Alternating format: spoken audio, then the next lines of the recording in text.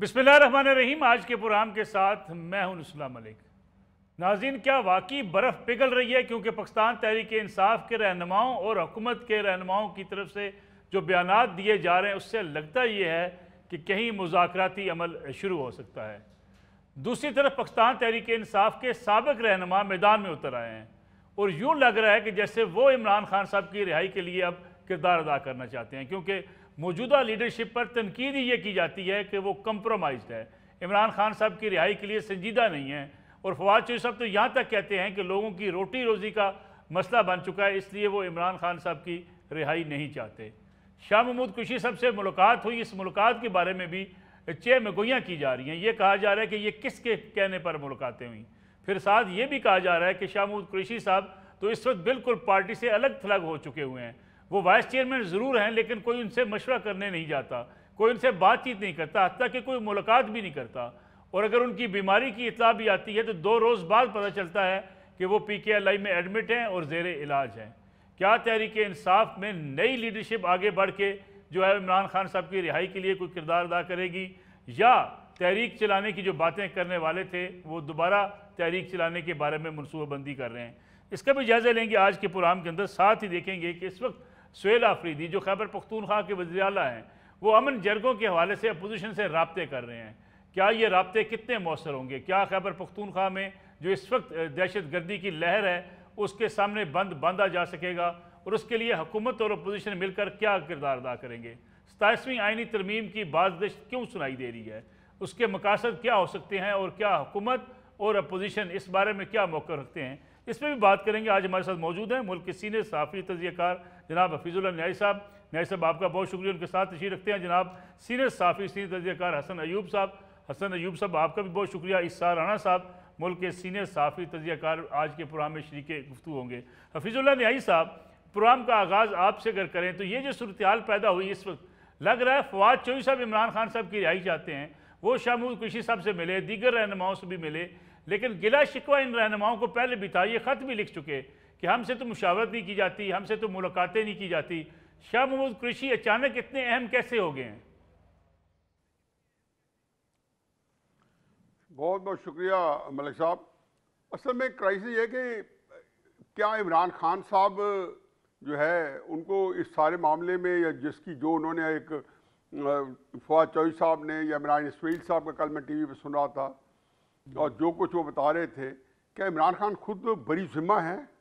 वो खुद इस जो आजकल के हालात हैं या जो मुखासमत है, जो टेंशन है, उसमें इमरान खान साहब का अपना कितना हाथ है? मैं कसूर नहीं कह रहा हूँ, क्योंकि अगर वो जानबूझ के कर रहे हैं तो समझता कसूर नहीं है। उनका एक वो अपना गेम प्लान होगा लड़ने का या उसको आगे बढ़ने का।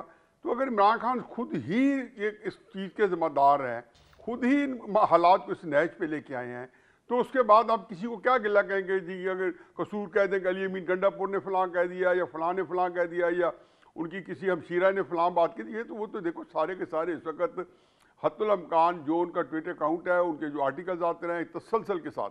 अच्छा, और उसमें एक ही थी कि इमरान खान साहब जो हैं वो एक टेंशन को, मुखासमत को जो है वो आगे ही बढ़ाते रहे। जहाँ तक है शाह महमूद कुरैशी साहब का, तो ये बड़े ही बदकिस्मत किस्म के तहरीक इंसाफ के नंबर 2 रहनुमा हैं। इनको जब से नंबर 2 बने हैं, इनको ये हैसियत और ये मकाम कभी भी नहीं मिल पाया था। और मैं पहले भी कई प्रोग्रामों कह चुका हूँ और कॉलम में जिक्र कर चुका हूँ कि जब उन्होंने मुराद शहीद को जानशीन मुकर्रर किया था तो तहरीक इंसाफ के अरसा दराज से 14-15 साल से जो senior vice chairman Shah Mahmood Qureshi वहाँ मौजूद थे। और इमरान खान साहब ने ये नहीं कहा कि ये पार्टी है, इसका इंस्टीट्यूशन है, इसमें मैं चेयरमैन हूँ, ये सीनियर वाइस चेयरमैन है, शाह महमूद कुरैशी नंबर 2 हैं। बल्कि मुझे तो इसलिए पता है कि जिस तरीके से निगोशिएशन करके उनको लाया गया था तो उनको नंबर 2 पोजीशन दी गई थी। और तीसरी जो इसमें सूरत-ए-हाल ये है कि जो इस वक्त इमरान खान साहब हैं, वो मेरा ख्याल है कि नाकाम होते हैं कामयाब होते हैं उससे हक़त नज़र, वो किसी उसका तजिया अलहदा कर लेंगे। लेकिन वो बिल्कुल सिस्टमेटिकली वो एक नहज पे लेके आए हैं कि जो इनको कहना कि एक बुनती करके बंदा चलता है, उस तरीके से हालात को यहाँ तक लेके आए हैं। तो मेरा ख्याल है कि बड़ी एक पैथेटिक सिचुएशन है। अगर कोई सूरत हाल बेहतर हो गई और जिसका अमकान कभी कभी नज़र आता है, तो मेरे लिए एक हैरान कुन बात होगी। ठीक हुई। हसन अयूब साहब, आपको लगता है कि कोई किरदार अदा कर पाएंगे ये फवाद चौधरी साहब, महमूद मौलवी साहब और इमरान इस्माइल साहब, फिर शाह महमूद कुरैशी साहब के ऊपर तो पार्टी के अपने जो है सोशल मीडिया वर्कर इल्ज़ाम लगाते हैं जी वो कंप्रोमाइज्ड हैं, इमरान खान साहब को साइड लाइन करने के लिए उनको आगे लाने की कोशिश हो रही हैं। आपको इस मूव में कुछ नज़र आता है, ये क्या मूव क्यों की गई है? देखिए, बात ये है मलिक साहब के वो जो मौजूदा सूरत हाल है पाकिस्तान तहरीक इंसाफ की, आप उसको यानी चंद अल्फाज के अंदर आप बयान नहीं कर सकते। जी पार्टी के अंदर इस वक्त जो मौजूदा लोग हैं जिनको आप कह रहे हैं कि जो पार्टी जिनके ऊपर है और जो जो पुराने लोग थे, वो इस वक्त साइड लाइन है और वो दोबारा रिवाइव करना चाह रहे हैं यानी पुरानी पार्टी को, तो ऐसा तो मुमकिन होता दिखाई नहीं दे रहा, क्योंकि इस वक्त जो लोग हैं वो अपनी बका की जंग लड़ रहे हैं और इस वक्त अलीमा जो खान है उनकी हमारी याफ्ता लोग कामयाबियां समेट रहे हैं। अगर आप देखें तो बैरिस्टर अली जफर को भी अब हार्ड टाइम जो है वो मिलने का वक्त हो चुका है, और अली जफर साहब वैसे कोई इतनी ग्रुपिंग वगैरह पार्टी के अंदर कभी भी नहीं रखी उन्होंने, लेकिन इस मर्तबा मुझे लग रहा है कि अब उनके लिए भी जो है वो उनकी बैशिंग होगी। और जिस तरीके से उनके जो इख्तियारात हैं या इमरान खान साहब से कुर्बत भी उनकी है, पुरानी दोस्ती है, इसके बावजूद उनका एक्सेस जो है इमरान खान तक लिमिटेड जो है वो करने के हवाले से कोशिशें होंगी। जो बुशरा बेगम के जो लोग हैं, जो जिनके साथ वो जो है जिन पर इत्मीद करती हैं, चाहे वो मिशाल यूसुफजई हैं, चाहे वो आलिया हमज़ा हैं या दीगर लोग हैं, उनकी मुश्किलात में भी इज़ाफ़ा होगा। और अली बिन गंडापुर तो आपके सामने पहले ही एक मिसाल बन चुके हैं। तो जी जी। इस वक़्त जो सोशल मीडिया टीम है, वो भी अलीमा खान के हाथ में है। सलमान अकरम राजा साहब उनकी जो है इशारों के ऊपर नाचते हैं, जो भी वो कहें, उससे वो दूसरी बात नहीं करते। यहाँ तक कि सलमान सफदर साहब जो कि जी जी। मतलब की कौंसल है इमरान इमरान खान साहब के, अब वो भी भांप चुके हैं इस मामले को, तो वो भी सारा जो है इंक्लाइंड हो चुके हैं टुवर्ड्स अलीमा खान, और सोशल मीडिया टीम तो पहले ही उन्होंने अपने काबू में रखी हुई है। तो ऐसी सूरत हाल में किसी को पार्टी में विलन बनाना हो तो वो अलीमा खानम के लिए जो है वो बहुत आसानी से वो कर सकती हैं, और किसी को हीरो बनाना हो तो वो भी बन सकती हैं। अब सुहेल आफरीदी की क्या मजाल कि वो अब हम्म। अलीमा खानम के सामने जो है वो रेजिस्ट कर सके, और यहाँ तक के इमरान खान साहब ने जो रिसेंट टाइम्स में कहा कि अडियाला के बाहर आने की जरूरत नहीं है। जिसने भी वर्कर्स को यहाँ पर बाहर आने का मुझे कोई फायदा नहीं है, मेरे लिए कुछ कुछ करना है तो आप जहां पर मेरी अपील है सुप्रीम कोर्ट हाई कोर्ट्स के बाहर जो है वो तमाम कारकुनान खड़े हों और वहां पर जो है वो प्रेशर बिल्टअप किया जाए, लेकिन उसके ऊपर अमल दरामद नहीं हो रहा। उसके ऊपर टोकन जो है वो उनकी बात रखी जाती है, लेकिन मेन ठीक। जो शो चलता है अडियाला के बाहर वही शो लगा हुआ है। तो किस तरीके से फवाद चौधरी कामयाब हो सकते हैं, किस तरीके से इमरान इस्माइल कामयाब हो सकते हैं, वो जो बातें कर रहे हैं वो सच्ची बातें कर रहे हैं, वो तीखी बातें कर रहे हैं, वो ग्राउंड रियलिटीज की बातें कर रहे हैं। शाह महमूद कुरैशी तकरीबन 2 साल से ऊपर टाइम हो चुका है, जी जी। उनको भी जितना टाइम इमरान खान साहब सफर किया उतना उन्होंने भी किया है, लेकिन सवाल ये है कि क्या कोई एक्नॉलेजमेंट है उनकी कुर्बानी की? क्या यास्मीन राशिद को किसी ने दोबारा मुड़ के देखा? क्या बिल्कुल ठीक। जो उनका क्या नाम है उमर चीमा साहब, उनको कोई रिकग्नाइज करता है? यहाँ कोई चीज नहीं है जी, ये सिर्फ फैन क्लब है, ये सियासी जमात थोड़ी है, ये इमरान खान साहब का फैन क्लब है जिसमें सिर्फ इमरान खान साहब थे, अब जो है वो अलीमा खान जो है वो आ चुकी हैं। बिल्कुल ठीक है इसार राणा साहब, ये फ़ैन क्लब लगता नहीं आपको वाकई बात दुरुस्त है? क्योंकि जो एजाज चोई साहब हों, उमर चीमा साहब हों, यास्मीन राशिद साहब हों, या इवन शाह महमूद कुरैशी साहब हों, इनसे मिलने साबिक रहनुमा आ जाएं, मौजूदा रहनुमा मिलने न जाएं, तो फिर इन लोगों की जो पार्टी के अंदर जो कुर्बानियाँ, क्या उसकी कोई कदर नहीं है? सबसे पहले तो मुझे बड़ी खुशी हुई, हसन अयूब के दिल में पीटीआई के लिए इतनी मोहब्बत है यार, इतने दुखी दिल से कह रहे थे कि पीटीआई की बड़ी हालत ख़राब हो गई है। यकीन करें मेरी तो आंखों में आंसू आ गए। इतनी अकीदत तो पीटीआई के उन लोगों को नहीं है जिन्होंने मारे खाई हैं, जेलें भुगती हैं। हसन साहब बड़ी मेहरबानी यार, आपने बहुत अच्छा एक वो किया, लेकिन सियासी जमात मेरा सवाल ये है कि ये तो अच्छा नहीं वो तो कह रहे हैं फैन क्लब है, सियासी जमात नहीं, उन्होंने कहा फैन क्लब है। सियासी जमातों में भी सियासी फैन क्लब जमात बन तो जाते मानने हैं। से इनकार कर दिया। अच्छा नहीं, मैंने कहा कि सियासी जमात वो कह रहे हैं फैन क्लब भी तक रहें तो बेहतर है, क्योंकि सियासी जमातों में होता ये है कि बड़ा भाई जो होता है वो पार्टी का चेयरमैन होता है, छोटा भाई वजीर आज़म होता है, उसकी जो भतीजी और बेटी होती है वो वजीर आला होता है, उनका कुड़म जो है वो नायब वजीर आज़म होता है। सियासी जमातों में ये होता है, ये तो फैन क्लब है। जिस देखे ना वो शेख वो क्या कहते हैं, जितने ये लोग हैं ये सारे इमरान खान के करीबी रिश्तेदार हैं, फैन क्लब है ना। सारे मिलके खेलते हैं, आओ जी गुड्डी गुड्डी खेलें। जमहूरियत तो ये है कि छोटा भाई ऐसे अपनी पग उतार के बड़े भाई के सर पे रखे और फिर वो कहे जी आज से आप पार्टी के चेयरमैन है, भाईजन मैं थक गया हूँ और मेरे जनाब अली सागडार साहब ऐसे हैं, बाकी ऐसे हैं। वो जमहूरियत इसको कहते हैं। लेकिन चलें, बहरहाल मेरा सवाल सिर्फ ये है कि ये मुलाकातें तो राणा साहब जरा ये बता दें कि वहाँ पार्टी में पीटीआई में बाख्तियार है कौन? इमरान खान पूरी तरह बाख्तियार है। बाकी किस लिए? क्योंकि इमरान खान ही पार्टी है। बाकी जाहिर है दूल्हा के साथ वो बराती नहीं होते। अच्छा, बराती। जब दूल्हा सर पे सेहरा बांधा होता है तो पीछे बराती होते कि नहीं होते? ये कौन सा कोई कब्रिस्तान है जिसके अंदर पता ही नहीं चलेगा कि जी कौन किसके साथ है? यानी पॉलिटिकल पार्टी को हसन अयूब साहब ने कहा फैन क्लब, आपने बारात बना दिया। जी जी, बारात बना दिया, बिल्कुल बना दिया। और इस बारात के अंदर बड़े लोग होते हैं, नोट लूटने वाले, लोगों की जेब में से पैसे निकालने वाले, मैंडेट उठा लेने वाले, वोट को क्या नाम है बीच में से लोगों की जेबों में से निकालने वाले, वो भी होते हैं, बारातियों के अंदर घुसे होते हैं। लेकिन मेरा सवाल ये है कि ये मुलाकातें तो पिछले 1 माह से जारी हैं, तो ये अचानक अब क्यों खोल दी गई? ये तो वो जेल में भी जाके मिले, तो जेल की खबर तो किसी ने नहीं बताया कि फवाद चौधरी साहब और जाके ये बाकी लोग मिल के आए उनसे। इसलिए कि हुकूमत को परतू पड़ गए। उन्हें ये है कि अगर वाकई ये बेल मंडे चढ़ गई और ये लोग मैदान में आ गए, इस्टेब्लिशमेंट को भी इस बात पे इन्होंने मनवा लिया कि जनाब को दरमियानी रास्ता निकाल लें, चले हम आपके साथ चल पड़ते हैं, तो साड़ी तो छुट्टी हो जाएगी, साड़ी तो दुकान बंद हो जाएगी। जिसके बाद ये सारा कुछ हुआ, ये खबरें शबरें चलना शुरू हो गई। नहीं तो उससे पहले तो क्या हुकूमत को नहीं पता था कि 1 माह पहले भी मुलाकातें हुई हैं? क्या आपको नहीं पता था? हमें मुझे तो नहीं पता था खैर कि PKLI में वो काफ़ी दिनों से हैं और वो वहाँ पे मुलाकातें हो रही हैं। तो खुद हुकूमत पैनिक हो गई है जनाब इस बात से, ये फैन क्लब की इन हरकतों से। ठीक है राणा साहब, एक ब्रेक ले लें, वापस आते हैं तो इस पर बात करते हैं क्या हुकूमत पैनिक है या PTI पैनिक है? क्योंकि आप तो कहते हैं कि हुकूमत पैनिक है, और पैनिक है तो किस तरीके से पैनिक है, इस पर बात करेंगे ब्रेक के बाद। प्रोग्राम एक बार फिर खुश आमदेद। न्याजी साहब ये बताइए, क्योंकि आप पार्टी को बड़े करीब से जानते हैं, पाकिस्तान तहरीक इंसाफ को। राणा साहब कहते हैं बारात है, बारात में कुछ जो है नोट लूटने वाले होते हैं, कुछ बाराती होते हैं, कुछ ढोलची होते हैं। लेकिन ये बताइएगा कि ये बारात में दूल्हा जो है उसी के पास सारे इख्तियारात होते हैं या कोई बुजुर्ग भी होता है, कोई शबाला भी होता है, बाकी मामलात किसी और के पास होते हैं? हमने तो देखा दूल्हा बेचारा खामोश बैठा होता है, बाकी लोग देख रहे थे मामलात को।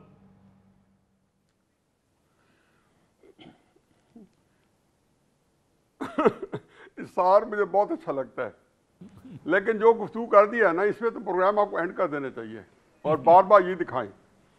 पहली तो मैं बात है कि ये फरमा रहे थे इशार साहब और बड़ी चीज़ें, बड़ी रेलेवेंट बातें कर रहे थे, लेकिन ये नहीं बता रहे थे कि आया तहरीक इंसाफ, जो आपने थोड़ी तवज्जो दिलाई कि तहरीक इंसाफ है क्या चीज़, जमहूरियत है।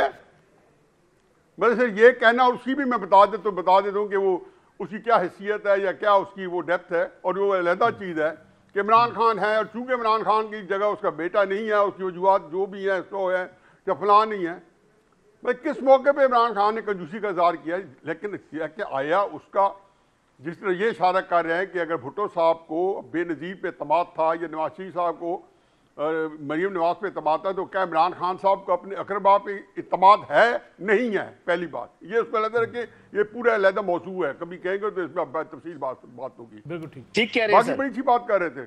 अच्छा, मैं समझा वो कह रहे हैं कि मैं से वो कह रहे हैं कि एक दूल्हा होता है और कुछ उसके मिरासी होते हैं, मतलब बाराती या पता क्या वो क्या कहते हैं, मेरे ख्याल यही मैं समझाऊँ तो खुशामदी होते हैं। मैं मुझे बताएं कि ये कोई इज्जत है वर्कर्स के लिए? इशार साहब इतनी रवानी से कह गए यही तहरीक इंसाफ का सबसे बड़ा अलमिया है। यार आप बंदों को कहते हैं कि कोई मिरासी है, कोई बराती है, कोई खुशामदी है, और ये पूरी तहरीक इंसाफ है क्योंकि है इमरान खान। इशार बड़ा कमाल का दानिश्वर है, लेकिन पता नहीं क्यों अपने आप को आखिरी जो है थोड़ी सी इसके अंदर बजाय इसके कि वो पुख्तगी आनी चाहिए थी सारे इसके तजर्बे की पिछले 20-25 साल के, वो आके ये हासिल हुआ है 40 साल। ये बच्चा जो है आगे क्या बनने वाली भले भला जो भी है, लगे इस उम्र से तो चीनियों की तरह, शी जिनपिंग की तरह ये भी 40 साल का लगता है। तो अच्छा, बाकी ये जी कि देखें, हुकूमत आपने कहा कि पैनिक है, ये नहीं है। हुकूमत पैनिक कभी नहीं होती। हुकूमत पैनिक तब होती जब बाहर जो है कोई 50-60 हज़ार बंदा जो एहतजाज के लिए निकल आता, पैनिक होती। पैनिक अगर हम बल्कि हम हैं, हो सकते हैं कि हम कहते हैं यार सियासी अदम इस्तेकाम है पाकिस्तान में, पॉलिटिकल स्टेबिलिटी नहीं है, और ये हुकूमत क्यों जो है चैन की बंसी बजा रही है, क्यों जो बैश कोश है, इसलिए और पैनिक नहीं है।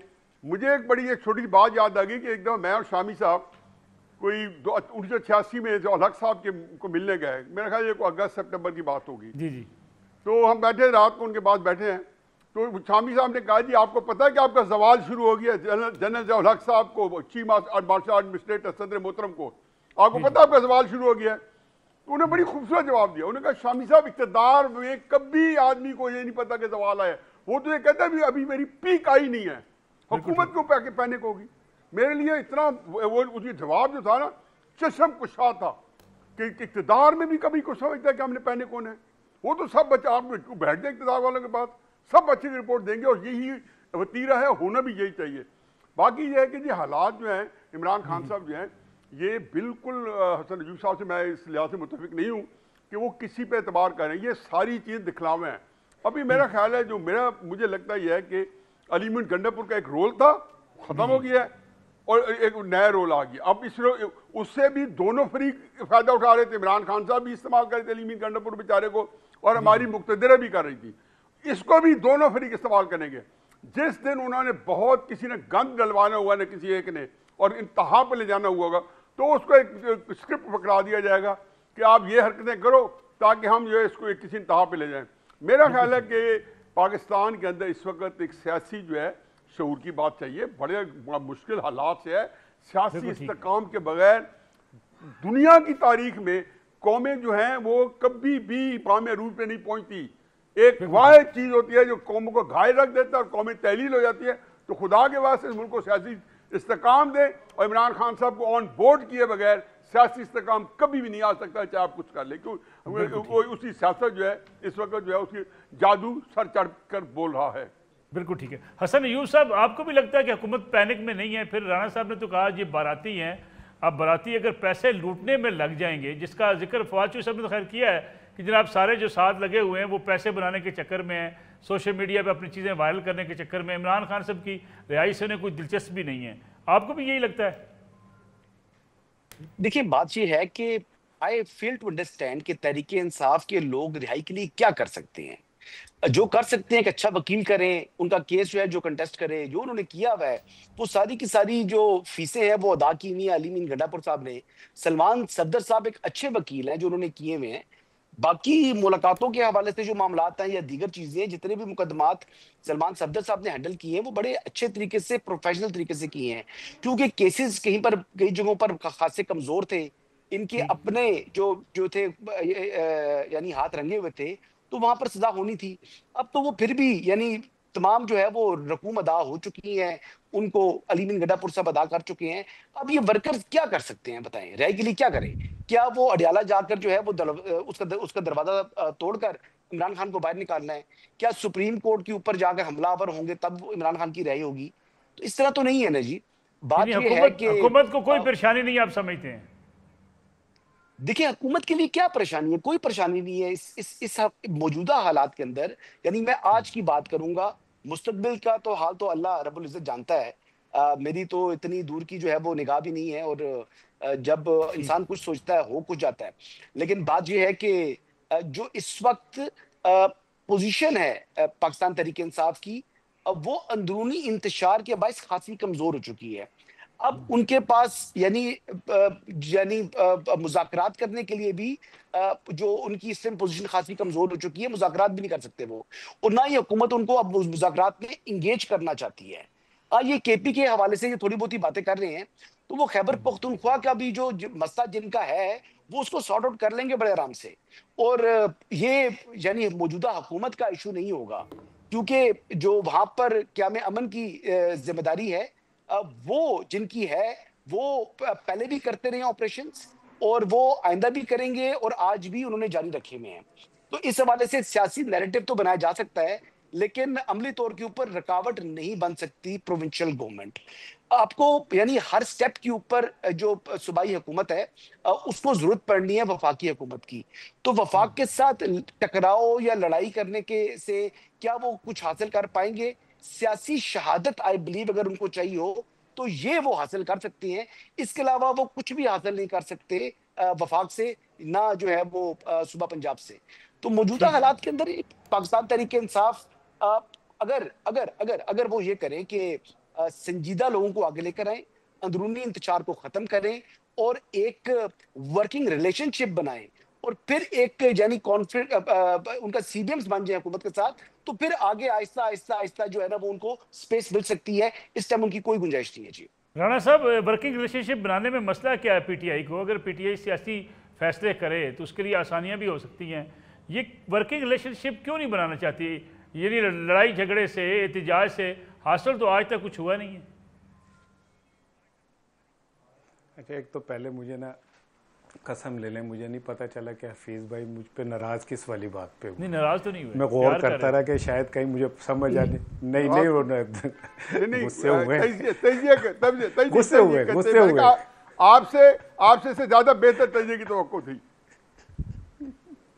लॉर्ड में समझा रहे थे। ठीक है, मेरी रैंकिंग आपका अच्छा रैंक नहीं आई नो। मैं हफीज भाई को अपना बड़ा भाई कहता हूँ और इनके को पूरा हक है, ये मुझे कहीं पे भी डांट सकते हैं, लेकिन मैं लपता रहा कि केड़ी गल दे नाराज। आप शुक्रिया अदा करें, आपको 40 साल का बना दिया है, हालांकि 40 साल आपका एक्सपीरियंस है।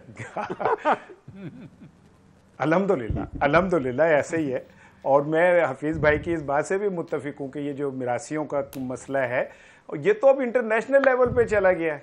जितना बड़ा बादशाह होता है उसके सामने उतना ही बड़ा मिरासी खड़ा होता है, और नेशनल सतह पे भी जो जितना बड़ा मिरासी होता है उसकी इतनी बड़ी मुराहत होती है। तो वो तो हम तो उन लोगों में से जिन्होंने विआह ही नहीं बढ़न देते लोग की, असी तो बाहर ही खड़े देखते रहने कि अमीर लोग की खांडे ने तो की पांडे ने।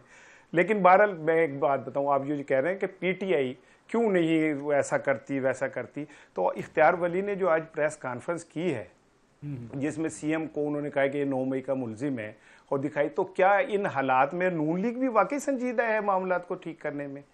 या जब वो सीएम आ रहा था और आपका वजीर इत्तलात ये कह रहा था कि ये दहशत गर्द है, तो क्या वाकई मुस्लिम लीग नून भी संजीदा है मामलात को ठीक करने में?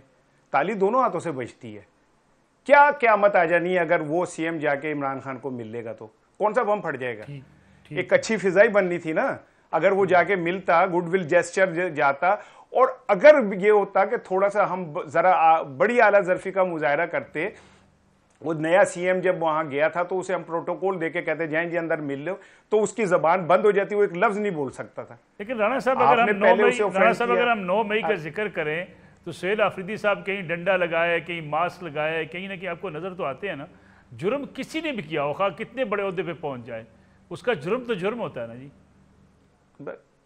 मेरी अर्ज सुन लीजिए, देखिए मैं ये एक ऐसा सेंसिटिव बात है जिसको मैं कहते हुए भी 10,000 दफ़ा सोचता हूँ।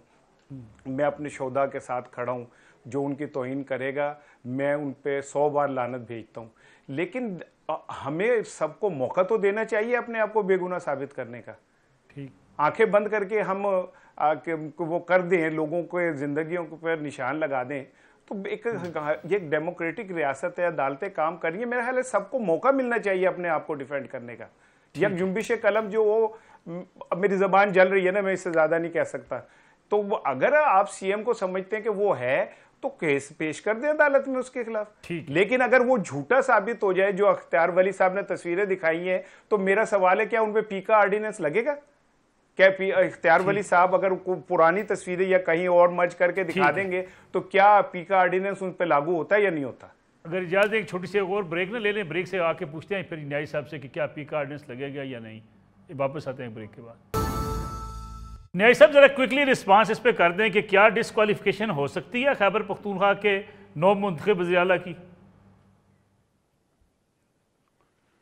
क्या जरूरत है? मैं ये आपको मुझे लिखा लें कि ये इतना ही कंप्लाइंट होगा या कुछ ज्यादा, जितना अली कमीन घंटापुर था। ये बातें जो जबानी कलामियां नारे, ये मुझे ना सुनाए। कोई बंदा इस मुल्क में एस्टेब्लिश बैगेज उठाने वाले जुल्फिकार अली भुट्टो हो सकता था, या नवाज शरीफ या इमरान खान।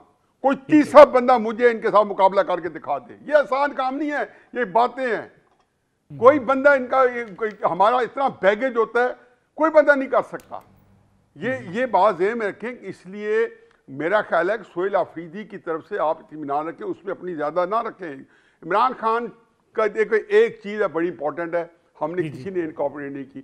इमरान खान का गेम प्लान क्या है? अगर आप मुझसे पूछें, इमरान खान साहब का गेम प्लान बड़ा सिंपल है कि मैं, इशा राना, हसन और नसरुल्लाह मलिक साहब, हम उसको डिस्कस कर रहे हैं। हम कल भी करेंगे, हम परसों भी करेंगे। मैं कॉलम लिखता हूँ, पहला नाम ही आता है इमरान खान। मैं सब ने आपको समझाता हूँ कि यार कोई गजा पे लिख दो फला। क्राइसिस ये है कि वो उसने कैप्टिवेट कर रखा है पूरे मीडिया को, और मैं उसके इमरान खान साहब को अंदर से बखूबी जानता हूँ कि हकीकत है कि वो समझता मैं नफे में हूँ। उसको कोई इस बार रिलीफ से ये है कि आया मैं डिस्कशन में हूँ, अफरीदी चला गया, फला ये आ गया, सोहेल आफरीदी आ गया, अलीमीन गंडापुरा चला गया, खबरें हैं। फिर एक नया आ जाएगा, नारा लग जाएगा, फिर उसके बाद कुछ जुलूस निकल आएगा। उसको नहीं पता उसके सारे प्रोटेस्ट नाकाम हो गए हैं, उसको नहीं पता उसके तरसीलात ज़र हर उसकी कॉल नाकाम हो गई है। क्यों वो करते हैं? लेकिन मत भूलें कि मीडिया के अंदर इमरान खान साहब जो है इस वक्त मीडिया के अंदर सारी सियासी जमातें इररेलेवेंट हैं, क्योंकि कोई किसी को डिस्कस ही नहीं करता। ठीक हो गया। इसलिए मेरा ख्याल है कि अभी तक अपनी गेम सही खेल रहा है, अपनी लड़ाई सही लड़ रहा है वो। ठीक है हसन यूम साहब, प्रोग्राम चूंकि खत्म होने वाला है, क्या आपको भी लगता है कि डिस्क्वालिफिकेशन नहीं होगी सोहेल अफरीदी साहब की? दूसरा, 27वीं तरमीम के चर्चे क्यों हैं? देखें, सोहेल आफरीदी साहब की डिस्क्वालिफिकेशन होनी होती तो पहले हो जाती।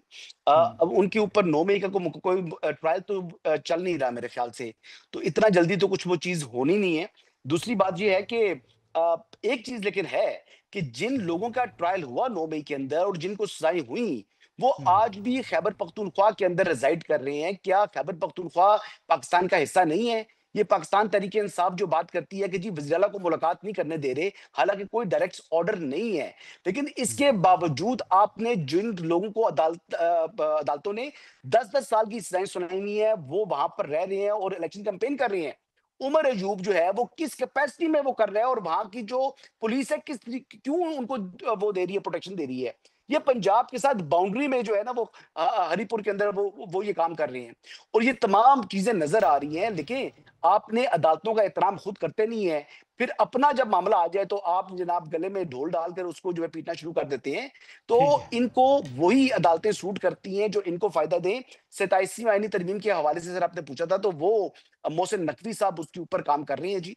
वो बेसिकली इस वक्त कंसेंसस डेवलप हो चुका हुआ है, और इसके हवाले से आप जल्द ही सुनेंगे। बार काउंसिल्स के इलेक्शंस भी हो चुके हैं, खैर उसमें भी हामिद खान ग्रुप को शिकस्त हो चुकी है, और आजम नजीर तारड़ और एहसन भोन साहब ने जो है वो खासी कामयाबियां हासिल कर ली हैं। और ये जो 26वीं आईनी तरमीम के खिलाफ वकला की जो तहरीक जो चलाना चाह रहे थे, वो तो यानी आपके सामने नतीजा आ गया है। तो ये चीजें सारी की सारी इस सिमत में जा रही हैं कि हुकूमत मजबूत हो रही है और तहरीक इंसाफ कमजोर। बिल्कुल। इसार राणा साहब, ये पाकिस्तान बार कौंसिल के इंतखाबात में एक बार फिर जो है पीटीआई को शिकस्त होगी, अहमद खान ग्रुप साहब को। वकला तो सारे दावेदार थे पीटीआई के साथ हैं। देखें, ये तो अब पीटीआई को सोचना पड़ेगा कि अगर शिकस्त हो गई है तो, लेकिन मेरे पास तो इतलात हैं कि बहुत सारी जगहों से वो जीते हैं, और हो सकता है कि हसन अयूब साहब के पास एक्यूरेट इतलात हों, क्योंकि इनके पास एक्यूरेट इतलात तैयार होकर आ जाती हैं। तो मेरे पास अच्छा, तो वकला के इलेक्शन पे भी आपने इतलात कर दी, वो भी तैयार होते हैं? नहीं, मैंने कहा तैयार होके, अच्छा, मतलब रिजल्ट तैयार होके आते, मतलब से मुराद ये पार्टी बेस्ड सिलेक्शन नहीं होते, ये ग्रुप्स हैं। नहीं, मैं वकला की अपनी अलाइनमेंट है जी, मुझे पता है। मैं ये नहीं कह रहा हसन भाई कि वो कहीं से और तैयार होते। मैं कह रहा हूँ जहां पे भी इलेक्शन बाहर में हुआ तो वहीं तैयार होगा ना रिजल्ट, तो वो आप तक आ जाता हो सकता है आपके पास सोर्स हो, आपको जल्दी मिल जाता इस्लामाबाद की, लेकिन बहरहाल आजम नजीर तारड़ इस्लामाबाद की 3 नशिस्तें हार गई हैं हामिद खान ग्रुप साहब, और 1 जीत पाए हैं वहां से। नहीं, बिल्कुल हार गए होंगे सर। मैं तो कह रहा हूँ कि ये तो सोचना चाहिए कि ऐसा क्यों है, कि ये क्यों इस तरह हारे। लेकिन बहरहाल आजम नजीर तारड़ साहब और भवन साहब को मुबारक हो, उन्होंने बड़ी मेहनत की। बार्स को जिस तरह इमदाद दी गई, ज़रूरत थी बार्स को सपोर्ट करने की, और दीगर तरह भी वो किया गया, अच्छी बात है। ये बाबा बार रमान और साहब भी बेंच दिया का करते ताल्लुक थे। मजबूत याद है होना आपको? चाहिए। दिया था फरीदी साहब ने भी यार 42 करोड़ रुपया। मैं तो उनकी तारीफ कर रहा हूँ भाई, मैं तो उनकी मेहनत की तारीफ कर रहा हूँ। और मैं वो कह भी रहा हूँ मेहनत थी नहीं, बार और 42 बेंचेस करोड़ का का जो थोड़ी ये रकम तो नहीं है। ताउन है, ये बड़ा अच्छी बात है।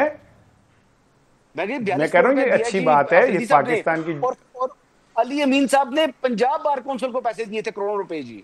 वो केपीके के चीफ मिनिस्टर ने पैसा उठा के लाहौर बार को दे दिया था। भाई मैं तो अब मैं तारीफ भी ना करूं यार, अगर मैं इन लोगों की तारीफ कर रहा हूं तो आपको ये भी बुरी लग रही है। मैं कह रहा हूं दिन रात मेहनत की है उन्होंने, और क्या कहते हैं इलेक्शन जीता है। और इस इलेक्शन के बाद बार एंड बेंच जब आपस में मिलकर काम करेंगे, 27वीं तरमीम आएगी, तो पाकिस्तान का पूरी दुनिया में अदलिया में वैसे ही बहुत बुलंद मुकाम है, मजीद बुलंद मुकाम हो जाएगा। राणा साहब प्रोग्राम का वक्त चूँकि खत्म हो गया। हसन अयूब साहब, हफीजुल अन्याय साहब, आप तीनों मेहमानों का बहुत शुक्रिया। नाज़रीन, कल आपकी खिदमत में दोबारा हाजिर होंगी। इजाज़त दीजिए, अल्लाह हाफ़िज़।